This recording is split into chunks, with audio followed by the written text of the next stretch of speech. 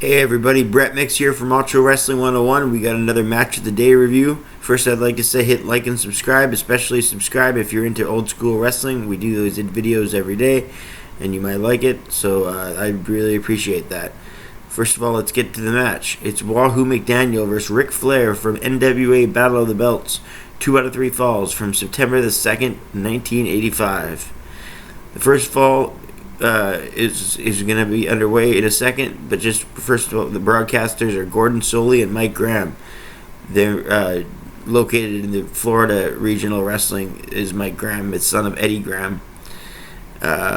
He's doing commentary here with Gordon Solie. He brings the experience to the table, while Gordon Solie is probably the most notorious wrestling broadcaster. McDaniel hit a front face lock into a wrist lock in between chain wrestling sequences and harping on the amateur takedowns mixed with brawling as he hits tomahawk chops. They lock up and Flair is pissed off, who pushes him back, reminding the official that the title is on the line. He's doing Flair up to his heel tactics, telling the referee that the title was on the line, even though he's the one that told him the title was on the line. Wahoo with the drop hold into a step over leg lock. Flair busts himself open as he gets hit into the corner. Flair eventually gets to his feet and sparked McDaniel in the corner with shots and chops. Ric hit a snapmare into a hammerlock.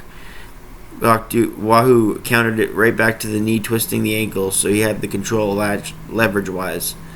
Flair fired himself up out of desperation with a chopping war to get out of it, and a backslide attempt only got a near fall. Flair back in the ring, worked on Wahoo's arm, and then he went right back into a hammerlock, into an armbar, into an overhead wrist lock. Good back and forth wrestling as Wahoo would get his share of shots in with tomahawk chops and actual chops.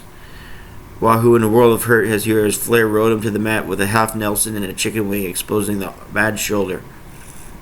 Flair off for a second. Wahoo tries to battle back. Wahoo Irish whips, sending him to the ropes, and then he took a takedown with a drop toe hold. Wahoo had more of the tank as he got Flair with more chops. Wahoo caught him in the sleeper as the fans popped as Flair couldn't reach the ropes, and Wahoo McDaniel ends up pinning him out of that sleeper, and Wahoo's up 1-0. So they go to the second fall and Flair needs a dramatic comeback to come back in this match. Even though Flair dominated the first fall, it was Wahoo McDaniel that scored at first fall around 20 minutes by pinning Flair after the big headlock. Now we get to the second fall. Both guys tie up into a side headlock by Wahoo. Flair forces the break, getting him to the corner. Some more tomahawk chops to Flair. Deliberate slaps, and then a snapmare by Flair back into the hammerlock. This is a one-upsmanship in chain wrestling. They keep trying to gain leverage on the other person. They keep trying to who's going to take down the next person, amateur style. Flair twisting the foot of McDaniel with a toe hold on the left leg. Flair gets a figure 4. Mike Graham telling everybody that he would not tap, but it's easier said than done when he's on commentary. Wahoo then punched with open hands to get out of the figure 4 and then hit a snapmare.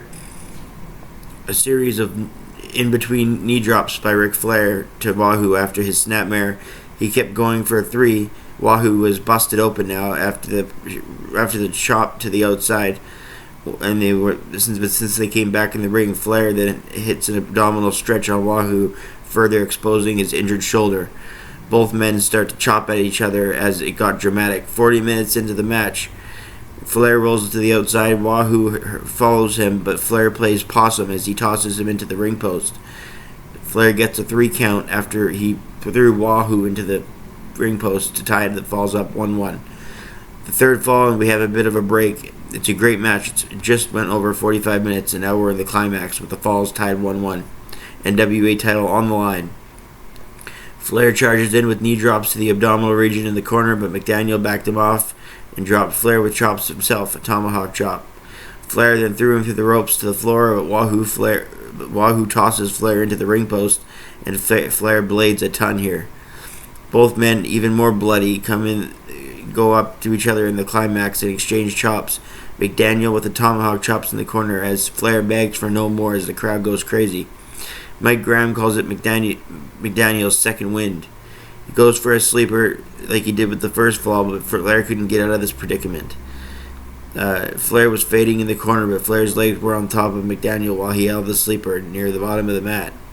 Wahoo was enraged and couldn't believe that Flair got out of that. Unique move by Flair, as Ric Flair turned it on him and used the ropes for leverage to get the 3 count. He retained the NWA World Heavyweight title at 48 minutes and 10 seconds. Overall, it's a classic when you consider it was 1985. The pacing was good. Nothing bad or poor. Nothing amazing either pacing-wise. It was just fair. The thing I like about these 2 out of 3 falls matches is not knowing who's going to take the next fall.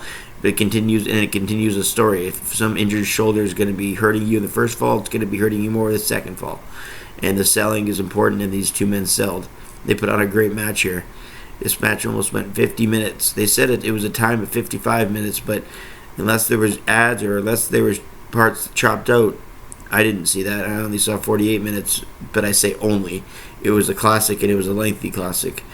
So that's Wahoo McDaniel versus Ric Flair, 2 out of 3 falls. Flair gets the 3rd fall out of desperation, and he retains the title, further cementing his legacy as NWA champion. 4 stars and a quarter I gave it. It's a classic match. Thanks for watching this Matches of the Day review. Hit like and subscribe if you like it. And I'm Brett Mix, and I'm out.